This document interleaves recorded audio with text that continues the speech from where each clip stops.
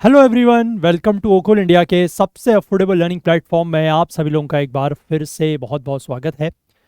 26 नवंबर 2024 Tuesday यानी मंगलवार का दिन और इंडियन एक्सप्रेस न्यूज़ एनालिसिस की आईना सीरीज़ को लेकर मैं आपके सामने शांतनु सनवाल एक बार फिर से हाजिर हूँ। तो चलिए शुरू करते हैं। और आगे बढ़ने से पहले मैं चाहूँगा कि आप सभी लोग जो हैं आज जय संविधान ज़रूर कहें, क्योंकि जय संविधान आज इसलिए कहना ज़रूरी है क्योंकि आज हमारा 26 नवंबर संविधान दिवस है। और संविधान दिवस का अर्थ ये है कि जिस दिन हमारा संविधान जो है वो बन के तैयार हुआ था, लागू हुआ था।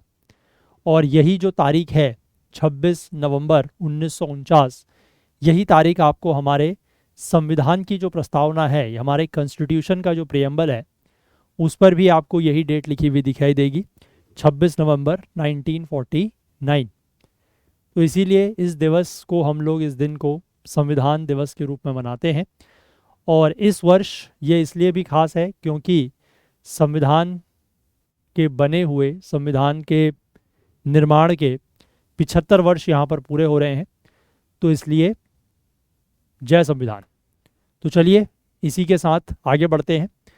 और आज का जो न्यूज़ एनालिसिस है, जो सेशन है, वहाँ पर चलने से पहले मैं एक बार आप लोगों को फिर से ये बताना चाहूँगा कि हमारा जो CSET लाइव क्लासेस का बैच है, ये इसमें अगर आप चाहें तो अभी भी एनरोल कर सकते हैं। ओनली 999 में आपको ये बैच प्रोवाइड कराया जा रहा है। नीचे डिस्क्रिप्शन में इसका लिंक दिया हुआ है, उसके थ्रू जाके आप इसकी जो अदर डिटेल्स हैं वो चेकआउट कर सकते हैं और अगर चाहें तो वहाँ से एनरोल भी कर सकते हैं। और अगर आपके मन में इस कोर्स को लेकर कोई भी सवाल है, कोई डाउट है, कोई क्वेरी है, तो उन सब को सॉल्व करने के लिए हमारे पास यहाँ पर एक नंबर है, व्हाट्सएप का नंबर है 9150449990। इस नंबर पर आप हमसे कांटेक्ट कर सकते हैं और आपके जो भी डाउट्स होंगे इस कोर्स को लेकर, जो भी सवाल आपके मन में हैं, उनको हम लोग सॉल्व करेंगे। और आगे बढ़ने से पहले मैं आप लोगों से एक बार ये रिक्वेस्ट करना चाहता हूँ कि आप में से जो भी लोग इन सेशंस को देखते हैं और आपको अगर किसी भी तरीके की कोई हेल्प मिलती है, कोई मदद मिलती है, कुछ नया आप लोग सीखते हैं, तो प्लीज़ कुछ ना कुछ कंट्रीब्यूट करने की कोशिश ज़रूर करें। आगे आएँ और ज़्यादा से ज़्यादा कंट्रीब्यूट करने की कोशिश करें। ये यहाँ पर एक QR कोड दिया गया है, एक UPI ID दी गई है, दोनों में से किसी का भी इस्तेमाल करके आप कंट्रीब्यूट कर सकते हैं। और इसका जो असर होगा वो ये होगा कि थोड़ा सा हमारी हेल्प होगी, है ना, फाइनेंशियली। और ज़्यादा बेनिफिट आप लोगों के लिए है कि ये सेशंस जो हैं वो YouTube पर इसी तरीके से लंबे समय तक चल पाएंगे, लेकिन उसके लिए हमें आपके कंट्रीब्यूशन की बहुत ज़्यादा ज़रूरत है। तो चलिए, आई होप कि आप मेरी इस रिक्वेस्ट को इग्नोर या नज़रअंदाज नहीं करेंगे और कुछ ना कुछ कंट्रीब्यूट करने की कोशिश ज़रूर करेंगे। तो चलिए अब हम लोग आज के न्यूज़पेपर पर चलते हैं और आज के जो इम्पोर्टेंट आर्टिकल्स हैं वो देखते हैं। तो ये हमारा आज का जो है वो न्यूज़पेपर है, फ्रंट पेज है। अब जैसे कि मैंने आपको कल बताया था कि कल से यानी कि 25 तारीख से, 25 नवंबर से शुरू हुआ है पार्लियामेंट का, संसद का शीतकालीन सत्र। ये जो 18th लोकसभा है, ये जो 18वीं लोकसभा है, इसका पहला शीतकालीन सत्र, या आप कह सकते हैं कि 2024 का जो साल है उसका आखिरी संसद का सत्र ये शुरू हुआ है। लेकिन कल हंगामे के बीच संसद जो है वो ठीक तरीके से नहीं चल पाई।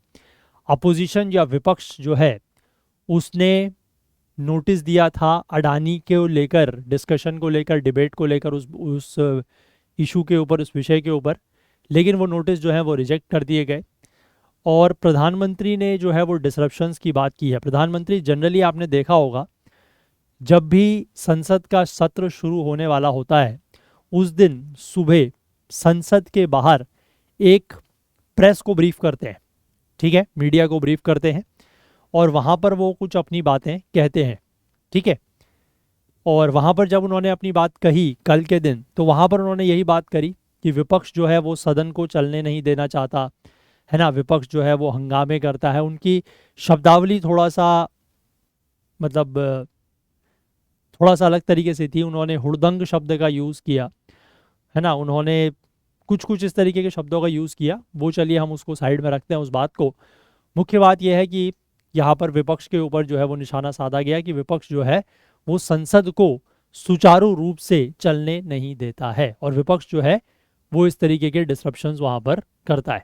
ठीक है, ये बात प्रधानमंत्री ने बोली, और इसी के चलते संसद का जो सत्र का जो पहला दिन था वो इसी हंगामे की भेंट चढ़ गया। और पहले दिन ना तो राज्यसभा की कार्रवाई हो पाई है और ना ही लोकसभा की। अब आज तो संविधान दिवस के कार्यक्रम है, जो पुराना संसद भवन था जिसका नाम संविधान सदन रखा गया है, वहाँ पर कार्यक्रम है। राष्ट्रपति भी वहाँ पर आने वाली हैं, ठीक है, उनका वहाँ पर संबोधन है। और तो कल से अब देखते हैं कि संसद किस तरीके से आगे चलती है। इसके बाद आगे बात करें, इंडिया ऑस्ट्रेलिया की जो है वो एक टेस्ट सीरीज चल रही है ऑस्ट्रेलिया में, और पहले दिन भारत की स्थिति काफ़ी ख़राब थी, उसके बावजूद चौथे दिन भारत ने ये टेस्ट मैच जीत लिया है। ठीक है, इसके बाद आगे बढ़ते हैं। यहाँ पर कैबिनेट ने एक पैन कार्ड, जो आपका पैन कार्ड होता है, उसको लेकर एक चेंज यहाँ पर किया है। पैन 2.0 जो है वो एक स्कीम है जिसको लॉन्च किया गया है, और इसमें ये बोला गया है कि जो पैन कार्ड्स आपके होंगे उसमें अब QR कोड भी होगा। ठीक है, तो इसको लेकर अगर कोई एक्सप्लेन पेज पर आर्टिकल आएगा then we will look at it, but ज़्यादा इसमें कुछ खास नहीं है। ठीक है, चलो आगे बढ़ते हैं। और बीच के पेजेस में तो कोई खास न्यूज़ है नहीं, सीधे हम लोग एक्सप्लेन पेज पर आते हैं, और वहाँ पर बेसिकली हमें 3 आर्टिकल्स डिस्कस कर रहे हैं। सबसे पहला एक आर्टिकल तो ये है कि एक यूरोपियन सोलर मिशन है, उसकी सिग्निफिकेंस को हम समझेंगे, और ये जो मिशन है इसको लॉन्च करने वाला है इसरो। ठीक है, 4 दिसंबर के दिन ये लॉन्च होने वाला है, तो इसके बारे में हम लोग बात करेंगे कि क्या इसकी सिग्निफिकेंस है, क्या इस पूरे के पूरे सोलर मिशन का महत्व है। ठीक है, इसके बाद आगे बात करें तो how scientist developed pills that can replace injections.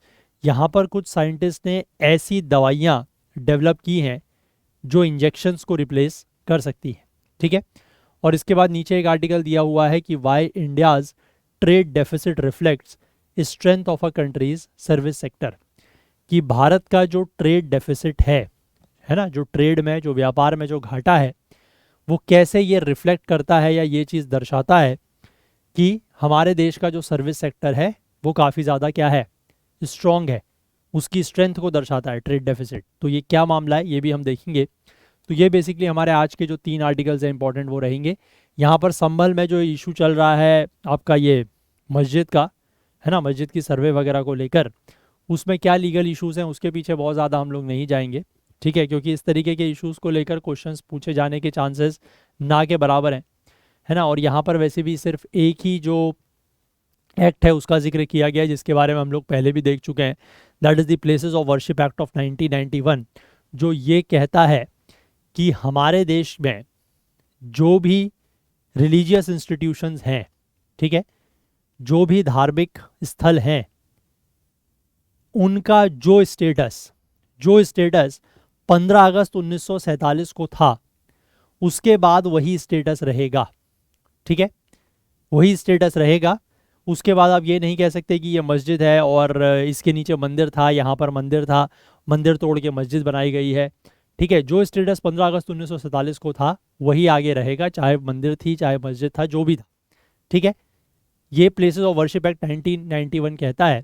लेकिन फिर भी कुछ मामले हमने देखे हैं, चाहे हम लोग ये बनारस का जो ज्ञानवापी मस्जिद है उसकी बात करें, या फिर जो ये इधर का मथुरा का शाही ईदगाह मस्जिद है उसकी बात करें, है ना, तो वहाँ पर कोर्ट ने इस तरीके से इंटरप्रिटेशन किया है इस एक्ट का कि ये जो मामले थे, चाहे ज्ञानवापी का हो या मथुरा के शाही ईदगाह का हो, उनको इस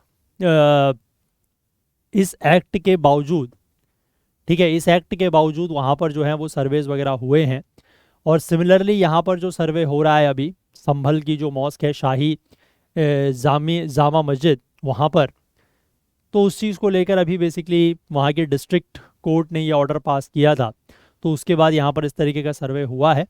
और वहाँ पर कुछ हिंसा भी हुई है, कुछ लोग मारे भी गए हैं। ठीक है, तो ये सारी चीज़ें यहाँ पर चल रही हैं, but from the exam perspective बहुत ज़्यादा हम इस पे फोकस नहीं करेंगे। ठीक है, अगर आप इन जनरल पढ़ना चाहते हैं तो आप वैसे पढ़ सकते हैं, जान सकते हैं, न्यूज़ वगैरह में भी ये इशू चल रहा है काफ़ी ज़्यादा, but as such from the exam point of view not important. ठीक है, चलिए, और इन आर्टिकल्स पर चलने से पहले मैं आपको एक बार ये बताना चाहता हूँ कि अगर आप यूपीएससी सिविल सर्विसेज 2025 की तैयारी कर रहे हैं तो prelims will be the first step, है ना, और the first step in the ladder, और you can say a first hurdle in your way, in your path, जो आपको क्लियर करना होगा। तो उसके लिए आपको क्या चाहिए, अपनी जो आप तैयारी कर रहे हैं, जो आप प्रिपरेशन कर रहे हैं, वो सही पाथ पर हो रही है, नहीं हो रही है ना, या how to assess your preparation, और असेसमेंट कैसे हो सकता है, through this sort of test series, इस तरीके की टेस्ट सीरीज के थ्रू हो सकता है। तो हम आपके लिए एक ऐसी टेस्ट सीरीज लेके आए हैं जिसको मैं एक all in one test series कहता हूँ। इसमें आपको जनरल स्टडीज़, करंट अफेयर्स और सी सेट तीनों के ही टेस्ट मिल जाते हैं। 91 टेस्ट मिलते हैं ओनली एट 849 रुपीज़। ठीक है, तो आप चाहें तो इसमें एनरोल कर सकते हैं, या फिर आपके पास और भी कुछ ऑप्शंस हैं जो हम लोगों ने आपको दिए हैं, लाइक जनरल स्टडीज़ और करंट अफेयर्स की अगर आप टेस्ट सीरीज चाहते हैं तो that is available only at 699 rupees. अगर आप सिर्फ जनरल स्टडीज़ की टेस्ट सीरीज चाहते हैं तो ये आपको 449 में मिल जाती है। अगर आप चाहते हैं सिर्फ करंट अफेयर्स की टेस्ट सीरीज जिसमें 16 महीने का करंट अफेयर्स आपको टेस्ट सीरीज के फॉर्म में मिलता है तो that is available only at 299।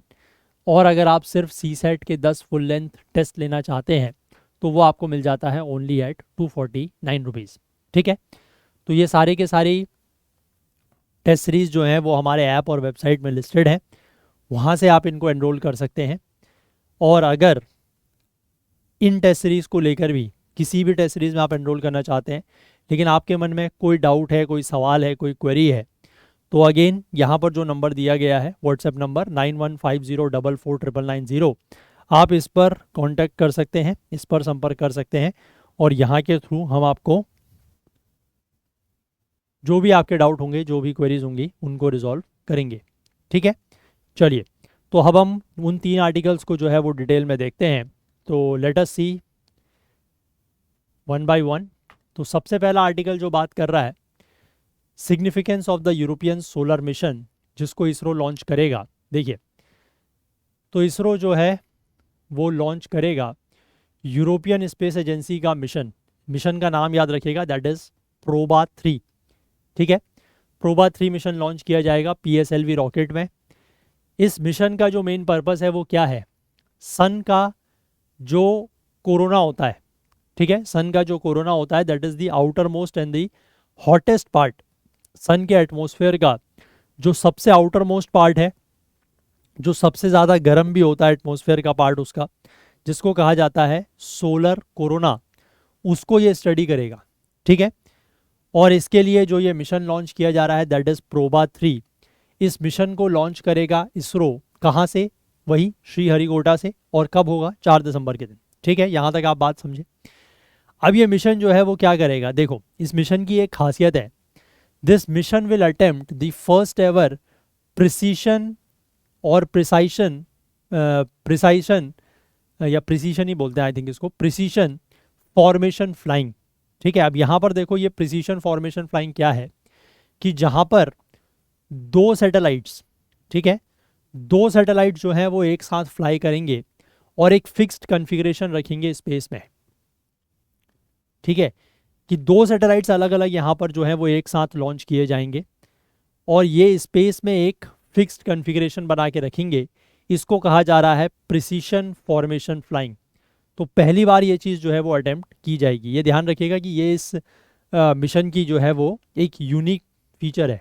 ठीक है, इसके बाद आगे लिखा है कि ये यूरोपियन स्पेस एजेंसी का जो प्रोबा स्यूट ऑफ मिशंस है, प्रोबा स्यूट ऑफ मिशंस मतलब प्रोबा मिशंस का एक ग्रुप है।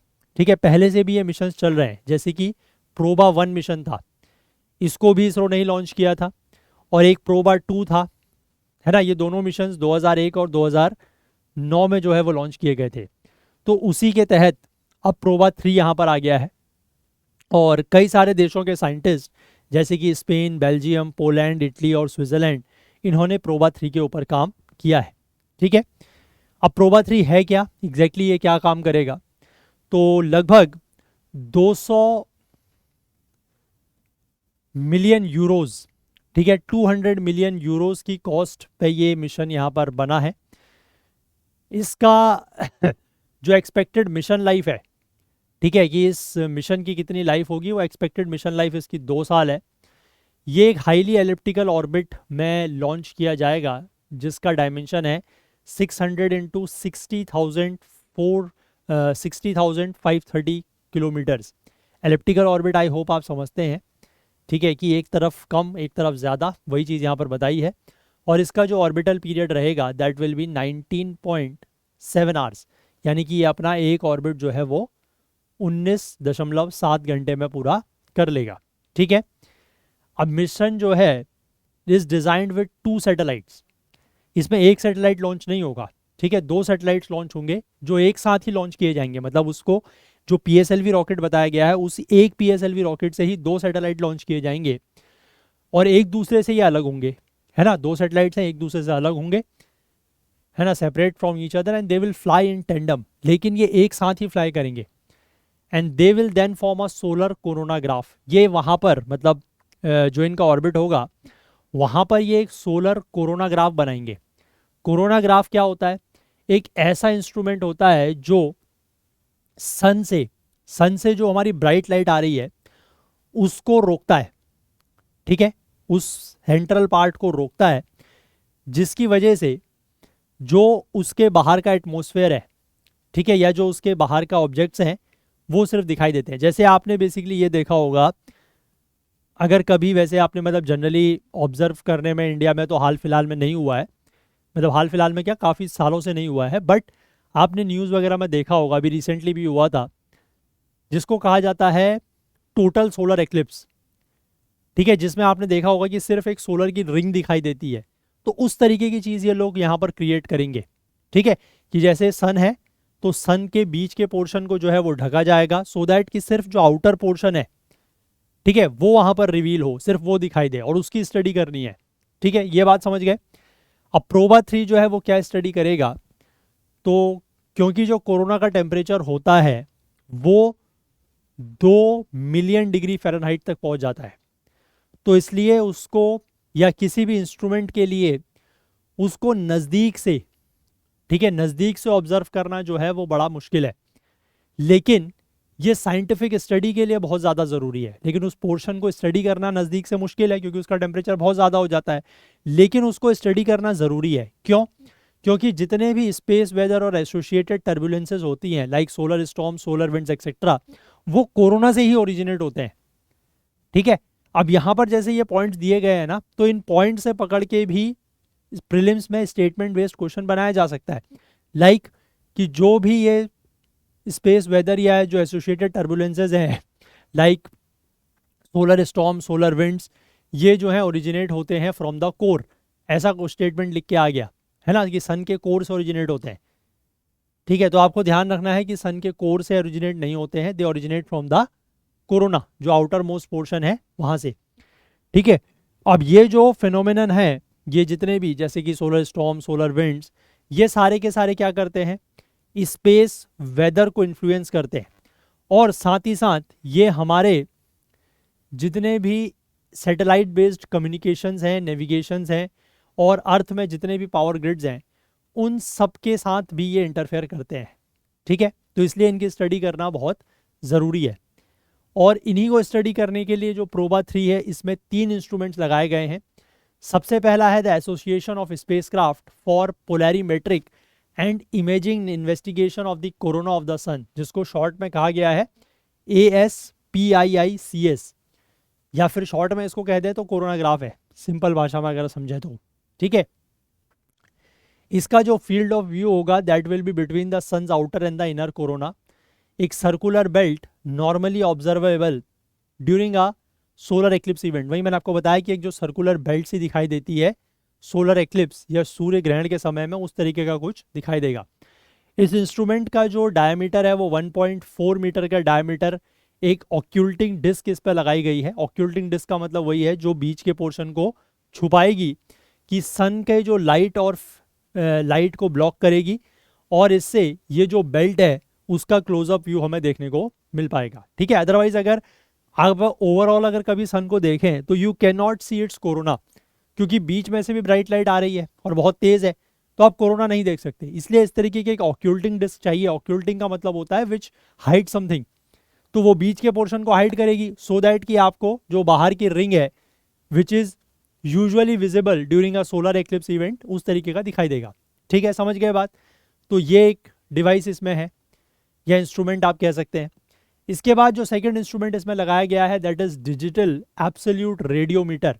ये क्या करेगा, ये मेंटेन करेगा continuous measurement of the sun's total energy output. ठीक है, सन का जो टोटल एनर्जी आउटपुट है ये उसको कंटिन्यूसली मेजर करता रहेगा, जिसको हम लोग सोलर इरेडियंस कहते हैं। ठीक, इसके बाद एक और इंस्ट्रूमेंट है इसमें that is the 3D energetic electron spectrometer, जिसको शॉर्ट में कहा गया है 3D EES, और इसको शॉर्ट में कहा गया है डिजिटल एब्सोल्यूट रेडियोमीटर को डारा।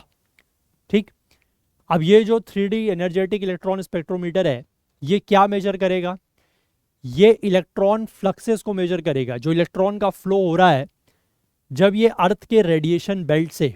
ठीक है, अर्थ की एक बेसिकली रेडिएशन बेल्ट होती है, जैसे अर्थ की जो एटमॉस्फेयर की अलग अलग लेयर्स होती है ना, उसमें एक रेडिएशन बेल्ट होती है जो जनरली आई थिंक मैग्नेटोस्फेयर के आसपास कहीं पर होती है। और उस रेडिएशन बेल्ट में क्या होता है कि बहुत तेज रेडिएशंस होती हैं, तो उस रेडिएशन बेल्ट को क्रॉस करना बड़ा मुश्किल है। इट इज़ उसका एक नाम होता है, वो नाम आप मुझे कमेंट सेक्शन में बताइएगा कि इस रेडिएशन बेल्ट को क्या कहा जाता है।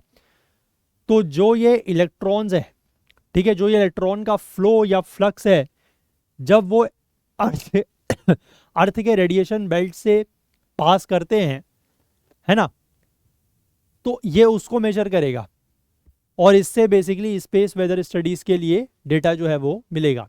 ठीक है, तो ये अर्थ की रेडिएशन बेल्ट का एक दूसरा नाम भी है, आप इस नाम को मुझे बताइएगा कमेंट सेक्शन में।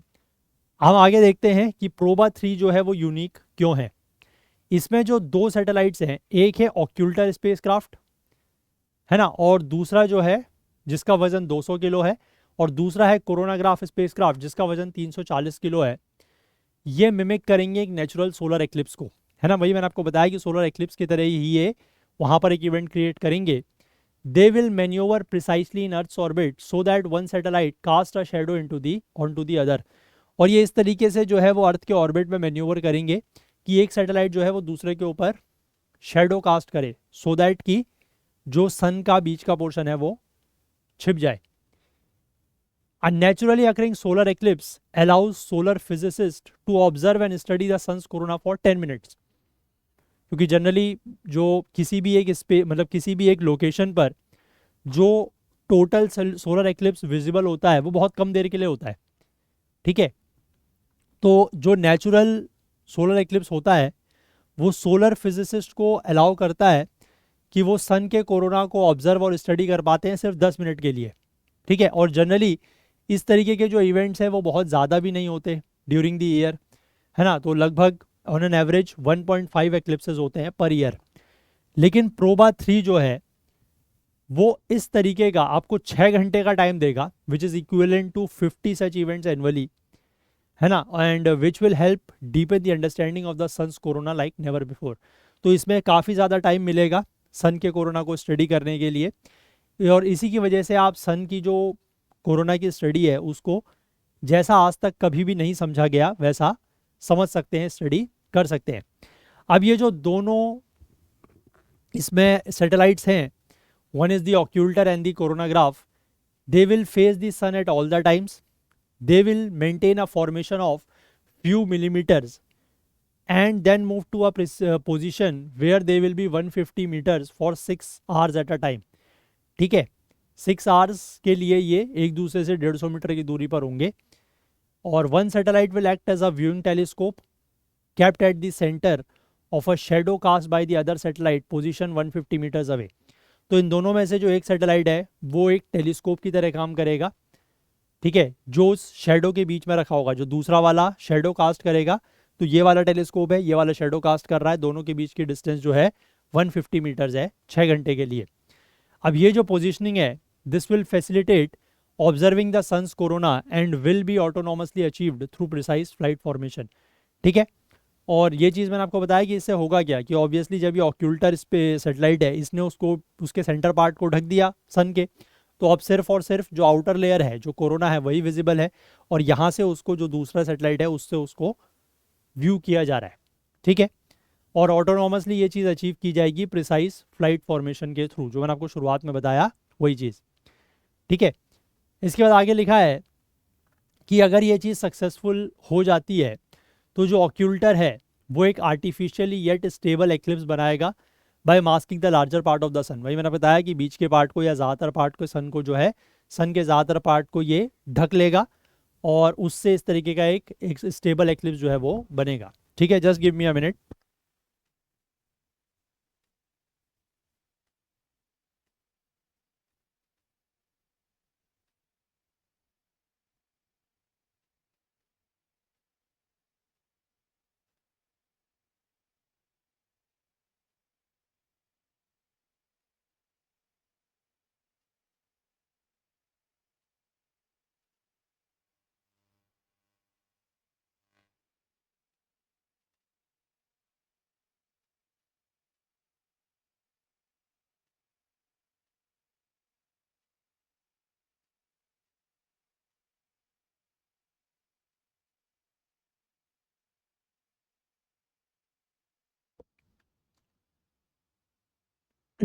ठीक है, तो इसकी वजह से क्या होगा कि सन की जो ब्लाइंडिंग लाइट है, ब्लाइंडिंग लाइट मतलब ऐसी लाइट जिसको देख के आप ब्लाइंड हो सकते हैं क्योंकि बहुत ब्राइट होती है, तो बीच की लाइट जो है वो ब्लॉक हो जाएगी, और सिर्फ जो सोलर कोरोना है वो विजिबल होगा टू द कोरोनाग्राफ, जिससे आप उसकी फोटोग्राफ ले सकते हैं, और जो उसके लेसर नोन फीचर्स हैं यानी कि ऐसे फीचर जिनके बारे में ज़्यादा जानकारी नहीं है उनकी भी स्टडी की जा सकती है।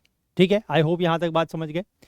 अब हाउ माइट इंडिया बेनिफिट, अब इससे इंडिया को क्या फ़ायदा होगा, क्योंकि ये मिशन तो यूरोप का है, यूरोपियन स्पेस एजेंसी का है, इंडिया तो इस मिशन को सिर्फ लॉन्च कर रहा है, तो इंडिया को क्या फ़ायदा होगा। देखो, ये बेसिकली इसको कहा जा रहा है कि ये यूरोपियन स्पेस एजेंसी का टेक्नोलॉजी डेमोन्स्ट्रेशन मिशन है, और इसरो को डेजिग्नेट किया गया है इस मिशन को लॉन्च करने के लिए। ये बेसिकली ये डेमोन्स्ट्रेट करता है कि इंडिया का जो स्पेस लॉन्च फैसिलिटीज़ हैं वो काफ़ी ज़्यादा क्या हैं, रिलायबल हैं, और साथ ही साथ इंडिया की जो स्पेस कैपेबिलिटीज़ हैं वो भी बढ़ रही हैं, और कॉस्ट इफेक्टिव लॉन्च जो है वो भी इस मिशन का एक हाईलाइट है। और इंडिया के जो मिशंस होते हैं वो generally as compared to others काफ़ी ज़्यादा कॉस्ट इफेक्टिव होते हैं।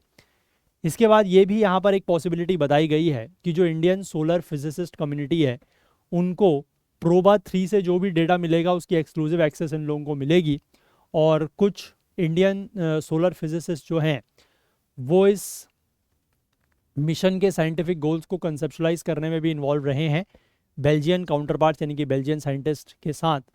और सून आफ्टर द लॉन्च, जब ये लॉन्च हो जाएगा उसके बाद इंडिया ने प्लान किया हुआ है कि ईएसए की जो प्रोबा 3 की टीम है उसके साथ कुछ डिस्कशंस वगैरह जो हैं वो किए जाएंगे। ठीक है, उसके साथ कुछ डिस्कशंस वगैरह किए जाएंगे ये एक्सप्लोर करने के लिए कि जो आदित्य L1 है, ठीक है, इंडिया का पहला mission to study the sun जिसको 2023 में लॉन्च किया गया था, उसके डेटा को और जो प्रोबा 3 के डेटा को है उन दोनों के डेटा को यूज़ किया जाएगा कोलैबोरेटिव रिसर्च के लिए। और इससे क्या होगा, this will allow Indians to work towards and contribute to newer scientific advancements related to the sun. और इससे क्या होगा कि इंडियंस जो हैं वो न्यूअर एडवांसमेंट्स, न्यूअर जो साइंटिफिक एडवांसमेंट्स हैं रिलेटेड टू द सन उसके लिए काम कर पाएंगे और उसमें अपना कंट्रीब्यूशन दे पाएंगे। ठीक है, आई होप ये बात आप समझ गए। क्लियर है, आर्टिकल साइंस एंड टेक में लेंगे जीएस पेपर 3 में। ठीक है, चलिए आगे बढ़ते हैं, let's move on to the next article. Next article जो है वो बात करता है कि how scientist developed pills that can replace injections, कि कैसे साइंटिस्ट ने कुछ ऐसी पिल्स या दवाइयाँ जो हैं वो डेवलप की हैं जो कि इंजेक्शंस को रिप्लेस कर सकती हैं।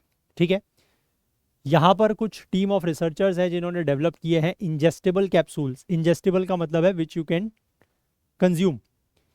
ठीक है, जो कि बर्स्ट ऑफ ड्रग्स रिलीज करते हैं डायरेक्टली इनसाइड द स्टमक और other parts of the digestive system. ये कैप्सूल्स जो हैं वो एक ऑल्टरनेटिव मेथड प्रोवाइड करते हैं टू डिलीवर ड्रग्स जैसे कि इंसुलिन वगैरह ड्रग्स हैं जो अभी तक इंजेक्शंस के थ्रू दिए जाते हैं, तो उसका ये एक ऑल्टरनेटिव प्रोवाइड कर रहे हैं कि इस तरीके की जो इंसुलिन वगैरह है उसको कैप्सूल से भी दिया जा सकता है।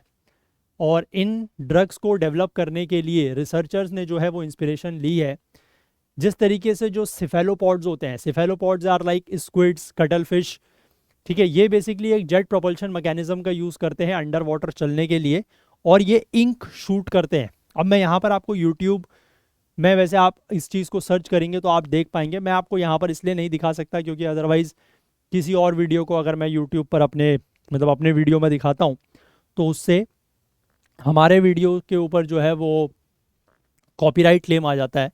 आप यूट्यूब पे जाके सर्च कीजिएगा कि स्क्विड्स शूटिंग इंक, है ना, या कटल फिश शूटिंग इंक, या आपको ऑक्टोपस का मिल जाएगा शूटिंग इंक, तो वो आप यूट्यूब में देख पाएंगे और आप देखेंगे कि कैसे कैसे वो चलते वक्त ही इंक जो है वो छोड़ते हैं। ठीक है, उस तरीके का मैकेनिज्म, जेट प्रोपल्शन मैकेनिज्म का यूज़ साइंटिस्ट ने यहाँ पर इन दवाइयों में किया है। ठीक है, आप देखो आगे समझो कि why are these capsule significant. अब ये जो दवाइयाँ हैं, ये जो कैप्सूल्स हैं, ये सिग्निफिकेंट या इंपॉर्टेंट क्यों हैं? इंजेक्शंस को जो है वो यूज़ किया जाता है to administer hormones, vaccine, antibodies या कैंसर ट्रीटमेंट के लिए, and they are use instead of a pill. मतलब ये इंजेक्शंस के थ्रू इसलिए यूज़ किए जाते हैं, इंजेक्शंस का यूज़ इसलिए किया जाता है क्योंकि ये जो ड्रग्स हैं they are usually made of larger biological molecules. ठीक है, और एक बार अगर आप इनको स्वेलो करते हैं, मतलब अगर कैप्सूल की तरह लेते हैं, तो लार्ज मॉलिक्यूल जो हैं वो डाइजेस्टिव एंजाइम्स के द्वारा या हमारा जो लिवर है उसके द्वारा क्विकली डिस्ट्रॉय कर दिया जाता है, जो लार्जर मॉलिक्यूल्स हैं। और उसकी वजह से क्या होता है कि फिर इनकी जो एफिकेसी है, यानी कि जो एफिशिएंसी है, जो इफेक्टिवनेस है, वो कम हो जाती है और साइड इफ़ेक्ट्स के चांसेस जो हैं वो बढ़ जाते हैं। तो इसलिए इस तरीके की दवाइयाँ जो हैं उनको जनरली इंजेक्शंस के थ्रू दिया जाता है। ठीक है, अब इस एडवांटेज के बावजूद साइंटिस्ट जो हैं वो काफ़ी लंबे समय से ट्राई कर रहे हैं कि एक ऑल्टरनेटिव, एक विकल्प हो इस तरीके की दवाइयों के लिए। मतलब इंजेक्शंस का एक विकल्प जो है वो साइंटिस्ट ढूंढने की कोशिश काफ़ी लंबे समय से कर रहे हैं। ऐसा क्यों? क्योंकि इंजेक्शंस जो हैं उससे इन्फेक्शन हो सकता है, स्किन इरिटेशन हो सकता है और कुछ और साइड इफ़ेक्ट भी हो सकते हैं, और पेशेंट्स को थोड़ा सा डिस्कम्फर्ट भी होता है हाँ इंजेक्शंस लगाने हैं। उसके बदले अगर पिल्स खानी है, किसी को दवाइयाँ खानी है, तो they are much easier to take, है ना, much easier to consume as compared to injections. और इसको लेकर यहाँ पर कुछ प्रोफेसर हैं, उन्होंने एक बात यहाँ पर कही है कि जो ये नई कैप्सूल्स हैं they are a significant leap forward in oral drug delivery of macro molecule drugs. Macro molecules का मतलब वही है कि जिनमें बड़े मॉलिक्यूल्स होते हैं, ऐसी ड्रग्स के डिलीवरी के लिए कि ओरल ड्रग्स जो हैं वो काफ़ी बड़ा एक सिग्निफिकेंट स्टेप है ना। और कई सारी अप्रोचेस जो हैं वो ओरल ड्रग डिलीवरी की पास्ट में भी अटेम्प्ट की गई हैं, लेकिन they tend to be poorly efficient.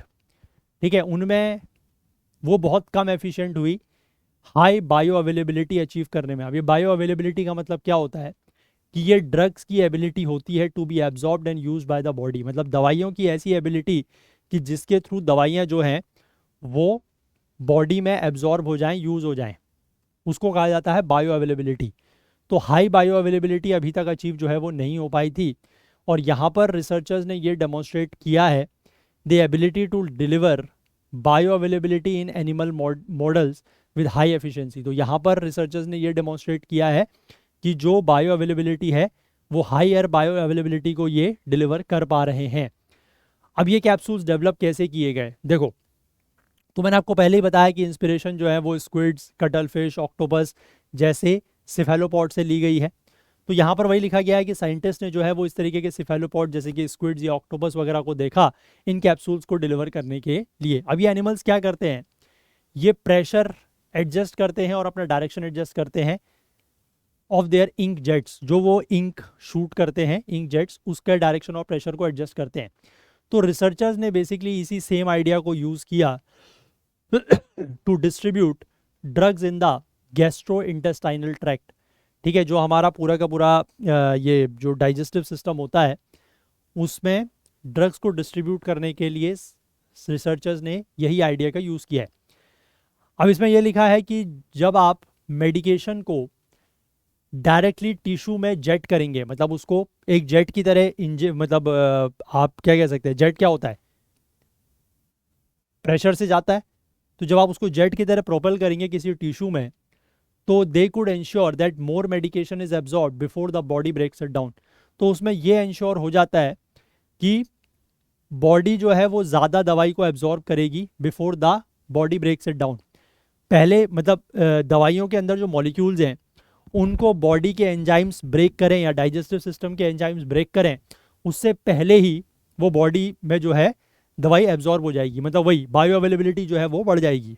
ठीक है, अब यहाँ पर रिसर्चर्स ने बेसिकली क्या किया, जो स्क्विड्स और ऑक्टोपस का जो जेटिंग एक्शन है उसी को मिमिक किया है। देखो कैसे है ना, और दो तरीके से किया है। यहाँ पर इन्होंने सबसे पहले क्या किया कि कार्बन डाइऑक्साइड या टाइटली कॉइल्ड स्प्रिंग्स जो हैं उनको कंप्रेस किया, ताकि वो लिक्विड ड्रग्स को कैप्सूल के बाहर प्रोपेल करने के लिए जो फोर्स है, जो फोर्स रिक्वायर्ड है, क्योंकि अगर आपको जो दवाइयों के अंदर मॉलिक्यूल्स है अगर उनको बाहर एक जेट के रूप में छोड़ना है, जेट के रूप में आप चाहते हैं कि वो प्रोपेल हो, तो अंदर कोई फोर्स चाहिए। How otherwise how that jet will be created. तो उस जेट को क्रिएट करने के लिए इन्होंने पहले अंदर कंप्रेस्ड कार्बन डाइऑक्साइड या फिर टाइटली कॉइल्ड स्प्रिंग्स जो हैं वो उनका यूज किया है, ताकि लिक्विड जो लिक्विड ड्रग्स हैं वो कैप्सूल से बाहर आ सकें एक जेट के फॉर्म में। ठीक है, अब उसके बाद ये जो गैस और स्प्रिंग है इसको कंप्रेस्ड स्टेट में रखा गया है कार्बोहाइड्रेट ट्रिगर से। मतलब एक तरीके से आप कह सकते हैं कि ये जो गैस है, जो कार्बन डाइऑक्साइड कंप्रेस्ड गैस है या जो स्प्रिंग का यूज किया गया है, उसके ऊपर एक कैप लगाया हुआ है, एक ढक्कन सा लगाया हुआ है, that is made up of carbohydrate.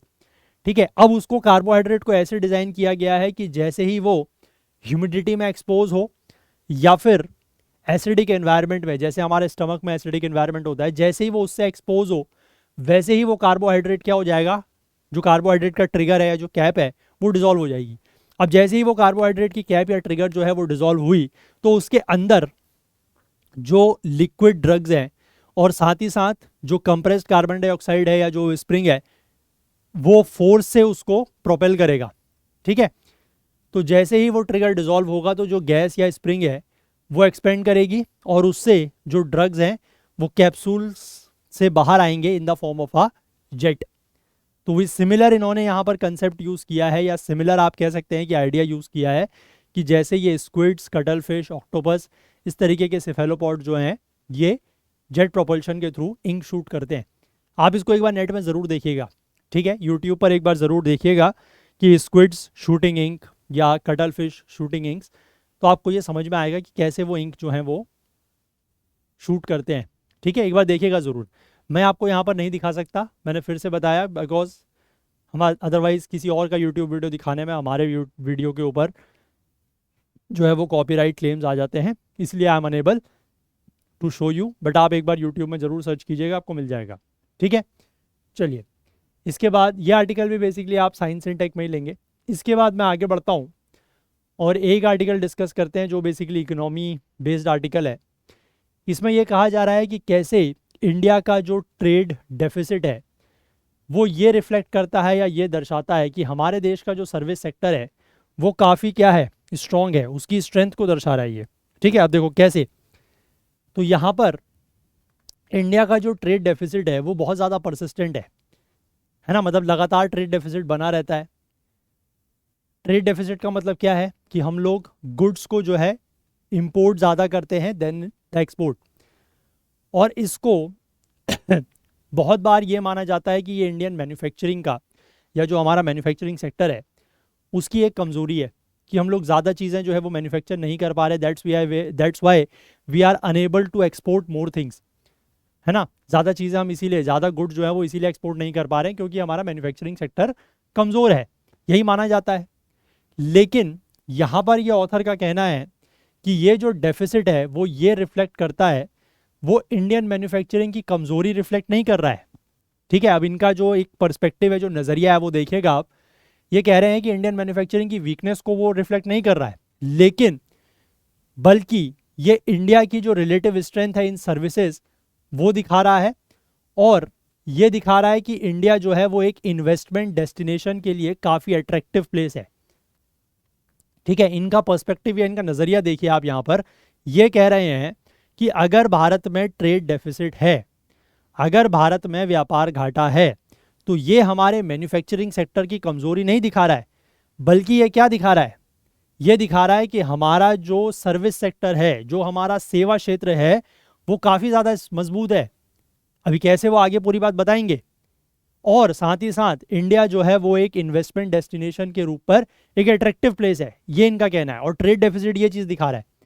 ठीक है, अब देखो यहाँ पर लिखा है कि जब तक इंडिया जो है वो अपनी रिलेटिव स्ट्रेंथ सर्विसेज में बनाए रखता है और फॉरेन इन्वेस्टमेंट्स को अट्रैक्ट करता रहता है, उसका ट्रेड डेफिसिट जो है गुड्स में वो रहेगा।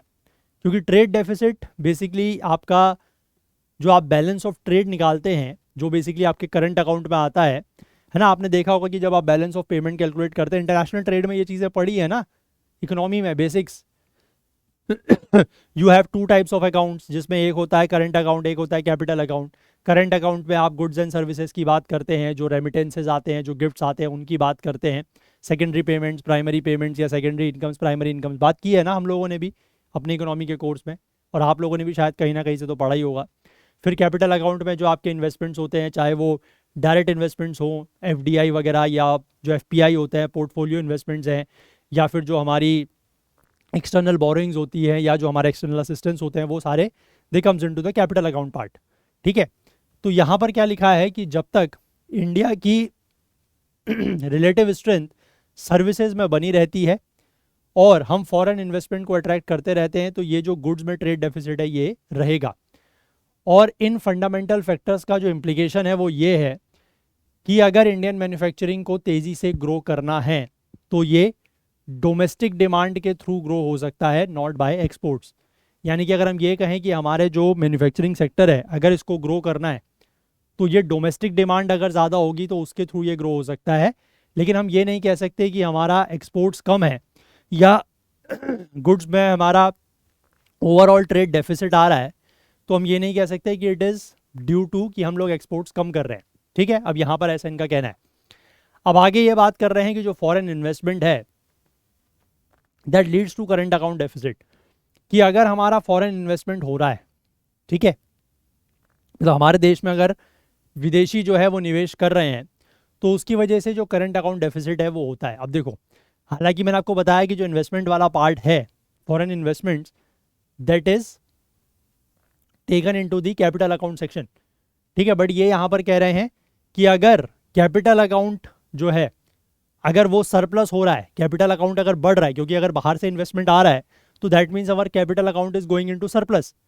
ठीक है, तो कैपिटल अकाउंट अगर हमारा सरप्लस हो रहा है, तो हमारे करंट अकाउंट में डेफिसिट आएगा ही आएगा, ऐसा इनका कहना है। अब ये ऐसा कैसे होगा, देखो, तो यहाँ पर ये कह रहे हैं कि the inflow of funds has to be matched by an outflow और एन एक्यूमुलेशन ऑफ फंड्स। क्योंकि जो बैलेंस ऑफ पेमेंट है उसकी जो जनरल अगर आप थ्योरी मान के चलें, तो balance of payment has to be zero. ठीक है, क्योंकि अगर बैलेंस ऑफ पेमेंट पॉजिटिव आता है, तो उस केस में जो हमारे फॉरेन एक्सचेंज रिजर्व्स है, ठीक है, वो बढ़ते हैं, they get accumulated.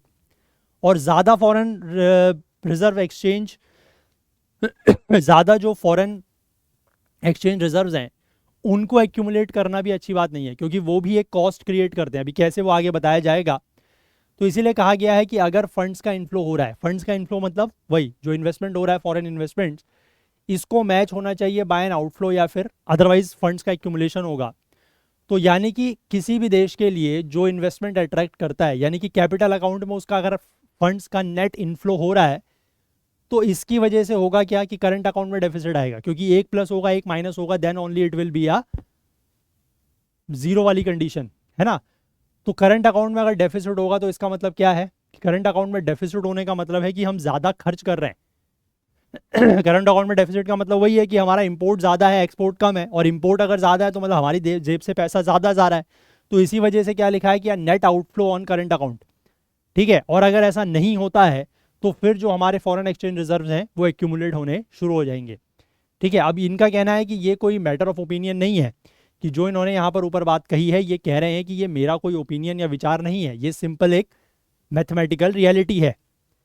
Capital account inflows will equal the sum of current account deficit and the increase in reserves. Obvious सी बात है कि जो हमारा बैलेंस ऑफ पेमेंट है वो हम ऐसे ही निकालते हैं, ठीक है। बैलेंस ऑफ पेमेंट जब हम निकालते हैं तो उसमें मैंने आपको बताया है पहले भी, मैं अगर आपको यहाँ पर अगर थोड़ा सा मुझे स्पेस मिले तो I can write it down, let me tell you कि हमारा जो बैलेंस ऑफ पेमेंट निकालते हैं उसमें हमारी दो चीज़ें होती हैं, there are two things, one is your capital account, one is your current account, ठीक है। अगर आप कैपिटल अकाउंट की बात करते हैं, if you are talking about the capital account, और एक होता है करंट अकाउंट, ठीक है। अब अगर मान लो मैं कोई ऐसी हाइपोथेटिकल वैल्यू ले रहा हूं, सपोज करो कैपिटल अकाउंट जो है दैट इज +100 बिलियन डॉलर्स, ठीक है। तो कैपिटल अकाउंट अगर प्लस हो रहा है तो इसका मतलब क्या है कि हमारे देश में पैसा आ रहा है बाहर से, है ना। और अगर करंट अकाउंट जो है, अगर दिस बिकम्स -100, -100 मतलब कि ये करंट अकाउंट में क्या है, there is a current account deficit, इसीलिए माइनस है। अगर ये प्लस माइनस की वैल्यू बराबर होती है तो our BOP that is balance of payment, जो इन दोनों का नेट होता है, that will come out to be 0, ठीक है, क्योंकि +100 -100 goes out, cancels each other. लेकिन अगर मान लो कैपिटल अकाउंट जो है वो प्लस सरप्लस 100 है और जो करंट अकाउंट है दैट इज -50, उसमें डेफिसिट तो है लेकिन 50 का ही डेफिसिट है, तो इस केस में होगा क्या कि जो बैलेंस ऑफ पेमेंट है that will come out to be +50। अब ये जो +50 है ये हमारा जो फॉरेन एक्सचेंज रिजर्व्स है वहां पर ये एक्यूमुलेट हो जाएगा। ये 50 बिलियन डॉलर जो है इसके इक्विवेलेंट के फॉरेन एक्सचेंज रिजर्व हमारे जो सेंट्रल बैंक है, जो आरबीआई है, उसके पास बढ़ जाएंगे।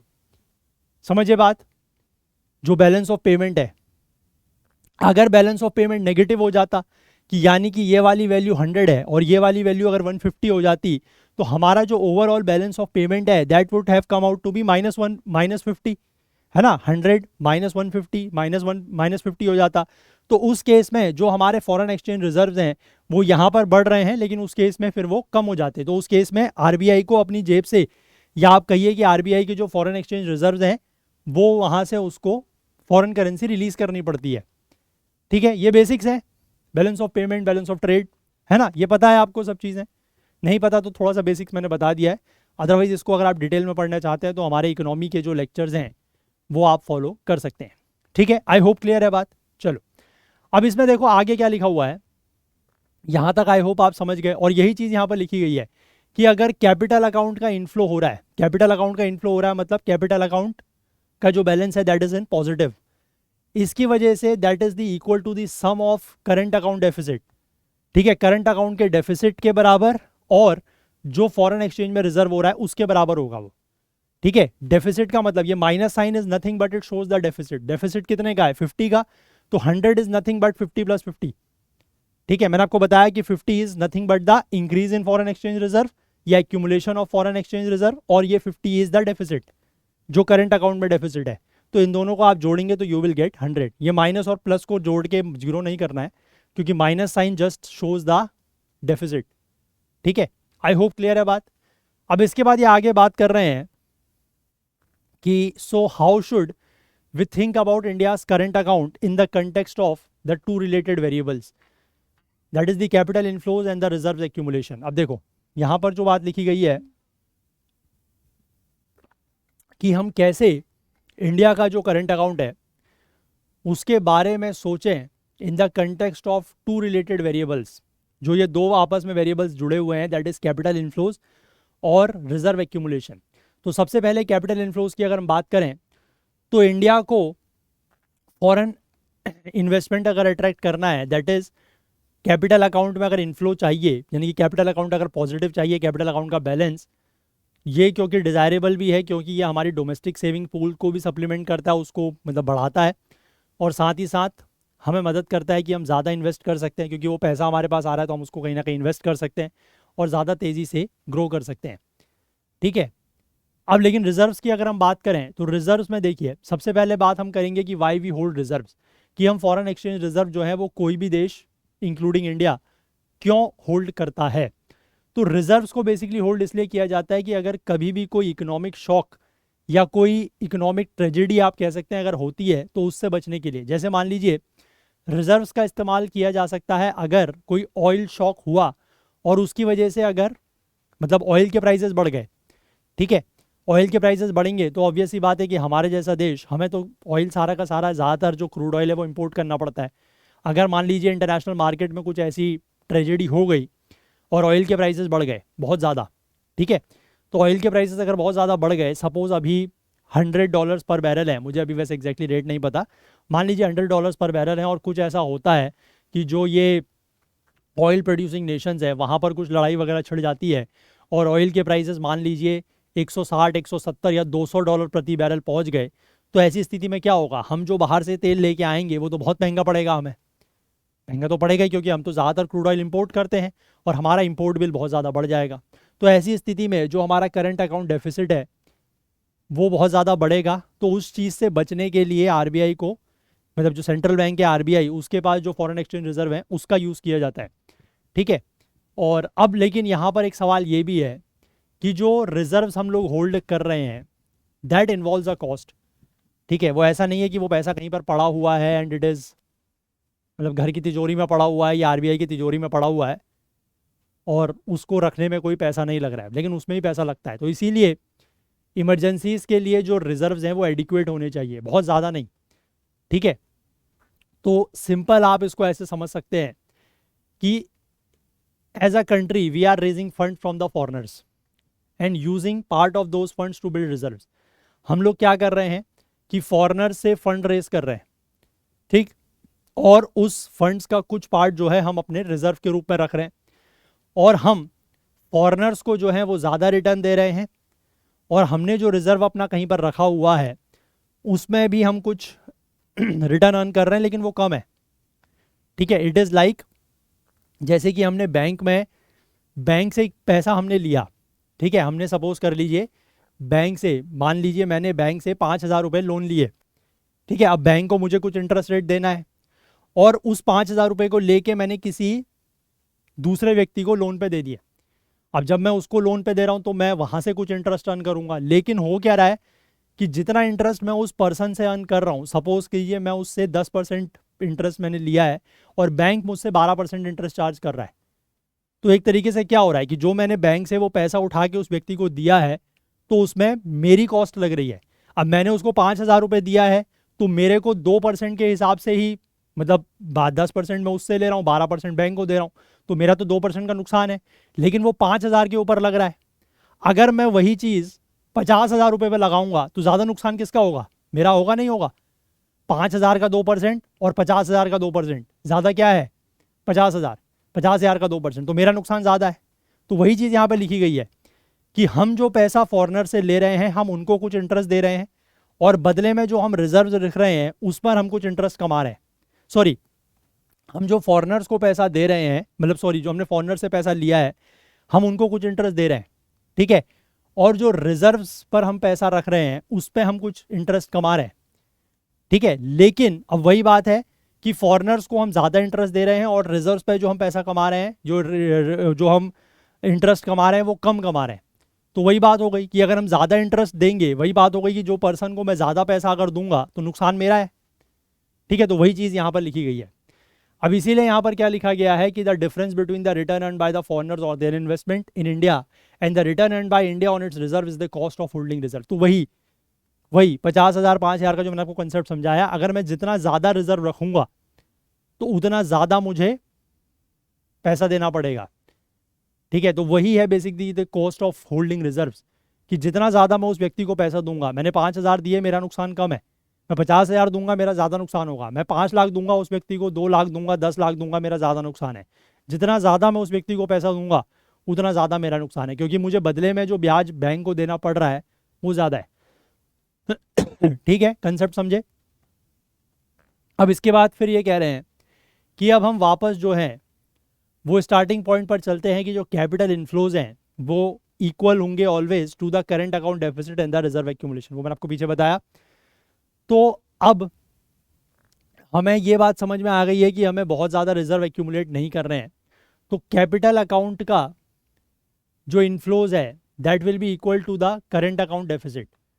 ठीक है, तो असेंशियली जो कैपिटल इनफ्लोज हैं और जो करंट अकाउंट डेफिसिट्स हैं वो एक तरीके के एक ही कॉइन के दो हिस्से हैं, कि जितना ज़्यादा करंट अकाउंट में इनफ्लो, कैपिटल अकाउंट में इनफ्लो होगा, यानी कि कैपिटल अकाउंट जितना ज़्यादा सरप्लस होगा उतना ही करंट अकाउंट में डेफिसिट होगा, अगर आप रिजर्व्स के चेंज को ज़्यादा ना मान के चलें तो, ठीक है, नेग्लिजिबल मान के चलें तो when we say that we want to attract foreign investment, जब हम ये कहते हैं कि हम फॉरेन इन्वेस्टमेंट को अट्रैक्ट करना चाहते हैं, तो हम इम्प्लिसिट तरीके से, है ना, इम्प्लिसिट का मतलब होता है which is not expressed in clear words, है ना, कि जो चीज़ खुल के सामने नहीं बोली गई हो, तो हम इम्प्लिसिटली ये कह रहे हैं कि हम equivalent current account deficit run करने के लिए तैयार है, यानी कि नेट इंपोर्टर होंगे हम गुड्स और सर्विसेज के इन एग्रीगेट, ठीक है, ऑन एन एवरेज।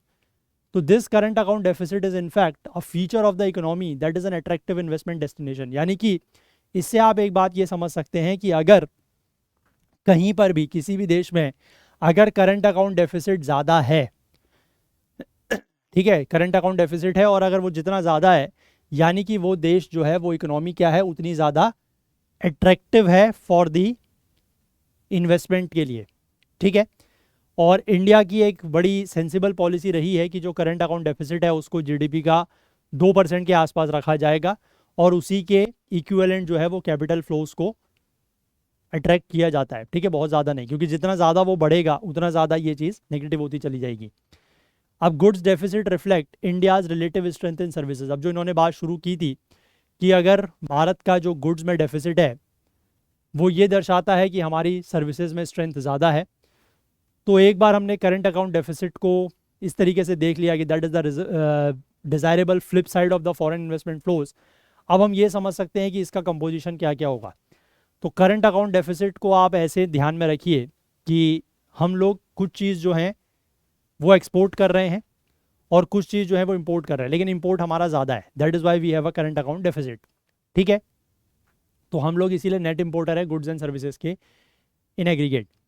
तो so what will we export and what will we import. अब हम क्या चीज़ एक्सपोर्ट करेंगे, क्या चीज़ एक्सपोर्ट करेंगे, इंपोर्ट करेंगे, एक्सपोर्ट करेंगे, तो उसमें लिखा है कि हम ऐसी चीज़ एक्सपोर्ट करेंगे जिसमें हमारी एडवांटेज ज़्यादा है और ऐसी चीज़ें इंपोर्ट करेंगे जिसमें हमारी एडवांटेज कम है। तो हमारी एडवांटेज जो है वो सर्विसेज में लाई करती है ना, तो इसीलिए हम लोग जो हैं सर्विसेज के नेट एक्सपोर्टर हैं। और क्योंकि ओवरऑल हमें नेट इंपोर्टर होना है, क्योंकि करंट अकाउंट डेफिसिट हमारा माइनस में है, तो इसीलिए हम जो है वो सर्विसेज के नेट एक्सपोर्टर हैं। इसका मतलब we are the net importer of the goods.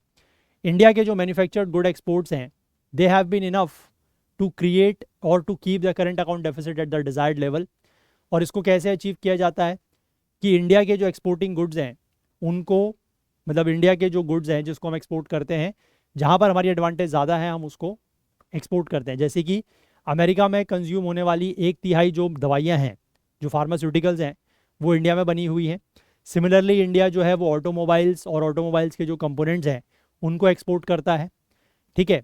Economic theory के हिसाब से this is the notion of comparative advantage, ठीक है। एब्सोल्यूट एडवांटेज की बात नहीं हो रही है, कंपैरेटिव एडवांटेज की बात हो रही है। अब यहाँ पर ये कहा गया है कि जैसे कुछ देश, जैसे इंडिया के जो एक्सपोर्ट्स हैं वो कुछ सामान के वियतनाम और बांग्लादेश से कम है। तो इसका मतलब क्या है, इसका मतलब ये है कि इंडिया के पास इन देशों के कंपैरिजन में सर्विसेज में ज़्यादा एडवांटेज है देन गुड्स, क्योंकि हम लोग इन देशों से गुड्स को, इन देशों के कंपैरिजन में गुड्स को कम एक्सपोर्ट कर रहे हैं। तो इसका मतलब हम लोग सर्विसेज ज़्यादा एक्सपोर्ट कर रहे हैं, ठीक है। और इसका मतलब ये बिल्कुल भी नहीं है कि इंडिया का जो मैन्युफैक्चरिंग है वो प्रोडक्टिव कम है एब्सोल्यूट टर्म्स में वियतनाम या बांग्लादेश से, क्योंकि एब्सोल्यूट टर्म्स की बात नहीं हो रही है, we are talking about the relative terms. और it is important to clarify that the above argument कि मैन्युफैक्चरिंग एक्सपोर्ट्स आर एडिक्वेट, ठीक है, कि मैन्युफैक्चरिंग एक्सपोर्ट जो है वो एडिक्वेट हैं, ये सिंपली ये इम्प्लाई नहीं करते कि हमारा मैन्युफैक्चरिंग जो है वो तेज़ी से ग्रो नहीं कर सकता, ठीक है। ये सिर्फ ये इम्प्लाई कर रहा है कि अगर मैन्युफैक्चरिंग ग्रोथ जो है वो तेज़ होनी है तो वो डोमेस्टिक डिमांड के ऊपर, ज़्यादा डोमेस्टिक डिमांड के ऊपर डिपेंड करेगी। और अगर डोमेस्टिक डिमांड ज़्यादा होती है और करंट अकाउंट डेफिसिट को स्टेबल रहना है, तो जो इंक्रीमेंटल डिमांड है, यानी कि जो बढ़ती हुई डिमांड है, वो डोमेस्टिक प्रोडक्शन को ड्राइव करेगी। क्योंकि उससे क्या होगा कि अगर डिमांड बढ़ेगी तो ऑब्वियस सी बात है कि डोमेस्टिक प्रोडक्शन जो है वो भी बढ़ेगा, क्योंकि ऑब्वियस सी बात है ना कि डिमांड बढ़ेगी तो फिर कंपनीज जो है वो सप्लाई भी बढ़ाने की कोशिश करेंगी, तो दैट इज़ वाई उससे डोमेस्टिक प्रोडक्शन जो है वो बढ़ेगा। ठीक है, आई होप ये बात आप समझ गए। यहाँ पर कुछ पॉइंट्स थे जो इकोनॉमी के बेसिक कंसेप्ट रिलेटेड थे, इसलिए मैंने इस आर्टिकल को कवर किया। तो आई होप आप बात समझ गए, है ना। चलिए, तो इसको आप बेसिक इकोनॉमी में ही लेंगे, इकोनॉमी का ही आर्टिकल है ना। चलिए, तो यही सारे आर्टिकल्स थे जो आज हमें डिस्कस करने थे, तो हम सेशन को इतना ही रखते हैं। और जाने से पहले मैं एक बार आपको फिर से ये याद दिला दूं कि अगर आप यूपीएससी सिविल सर्विसेज 2025 की तैयारी कर रहे हैं तो प्रीलिम्स आपका पहला स्टेप होगा। और प्रीलिम्स की अपनी तैयारी को एसेस करने के लिए या जांचने के लिए आपके पास इस तरीके की एक टेस्ट सीरीज़ होनी चाहिए, जिसमें general studies, current affair, CSAT, आपको तीनों ही चीज़ें मिल जाती हैं only at 849 rupees. Most affordable है, that is available in the market. और सिर्फ जनरल स्टडीज़ और करंट अफेयर्स की अगर आप टेस्ट सीरीज़ लेना चाहते हैं तो वो आपको 699 में मिल जाएगी। ठीक है, अगर आप सिर्फ जनरल स्टडीज़ की टेस्ट सीरीज़ लेना चाहते हैं तो that is available only on 449। अगर आप सिर्फ करंट अफेयर्स की टेस्ट सीरीज़ लेना चाहते हैं तो आपको 299 में मिल जाती है। सी सेट के फुल लेंथ टेस्ट लेना चाहते हैं तो 10 टेस्ट 249 में अवेलेबल है। सारे के सारे टेस्ट सीरीज़ हमारे ऐप और वेबसाइट में लिस्टेड है, वहाँ से जाके आप इस पर एनरोल कर सकते हैं जिसमें भी चाहें, एज़ पर योर रिक्वायरमेंट। और कोई भी अगर आपके मन में डाउट है, कोई क्वेरी है, तो यहाँ पर जो नंबर है 9150449990, इस नंबर पर आप कॉन्टैक्ट कर सकते हैं। ठीक है, चलिए, और आप हमारे ऐप को प्ले स्टोर से ज़रूर डाउनलोड करें, क्योंकि अगर आपने हमारे किसी भी वीडियो कोर्स में एनरोल किया हुआ है तो आप ऐप के थ्रू वीडियोस को डाउनलोड करके ऑफलाइन भी देख सकते हैं। और जाने से पहले मैं एक बार आप लोगों से फिर से ये रिक्वेस्ट करना चाहूँगा कि आप में से जो भी लोग इन सेशंस को देखते हैं, आपको कोई भी हेल्प होती है, कोई मदद मिलती है, कुछ नया सीखने को मिलता है, तो प्लीज़ कुछ ना कुछ कंट्रीब्यूट करने की कोशिश ज़रूर करें, सो दैट कि थोड़ा सा फाइनेंशियल हेल्प हमारी भी होगी और इसका जो लॉन्ग टर्म बेनिफिट है वो आप लोगों को ही मिलेगा कि ये सेशंस इसी तरीके से यूट्यूब पर लंबे समय तक चल पाएंगे। बट उसके लिए आपके साथ की और आपके कंट्रीब्यूशन की हमें बहुत ज़्यादा ज़रूरत है। तो चलिए, अगर आपको आज का सेशन पसंद आया हो तो लाइक ज़रूर करें, ज़्यादा से ज़्यादा शेयर करें। आपके जो भी डाउट्स हैं, जो क्वेरीज़ हैं, या जो भी सवाल आपसे पूछे गए हैं, उनका जवाब आप कमेंट्स में दे सकते हैं। अदरवाइज़ भी अगर आपके कोई फीडबैक हो, कोई सजेशंस हो, तो भी आप हम तक ज़रूर अपनी बात पहुँचाएँ। चैनल को आपने सब्सक्राइब नहीं किया है तो वो ज़रूर कर लें, बेल आइकन प्रेस करना ना भूलें ताकि वीडियोस के नोटिफिकेशन आपको ऑन टाइम मिल सके। और साथ ही साथ अपना प्यार, अपना सहयोग हमारे साथ बनाए रखें। हाईलाइटेड आर्टिकल्स आपको करंट अफेयर्स ओकुल टेलीग्राम चैनल पर मिलते हैं, जिसका लिंक नीचे डिस्क्रिप्शन में दिया गया है। इसको आप करंट अफेयर्स ओकुल सर्च करके भी ज्वाइन कर सकते हैं, या इस QR कोड को स्कैन करके भी ज्वाइन कर सकते हैं। तो चलिए, आज के लिए इतना ही रखते हैं, बाकी कल को फिर से मिलेंगे इंडियन एक्सप्रेस न्यूज़ एनालिसिस की आईना सीरीज़ के साथ। तब तक के लिए अपना बहुत बहुत ध्यान रखें। Please do take care of yourself. Thank you, have a nice day. और एक बार फिर से जाते जाते जय संविधान।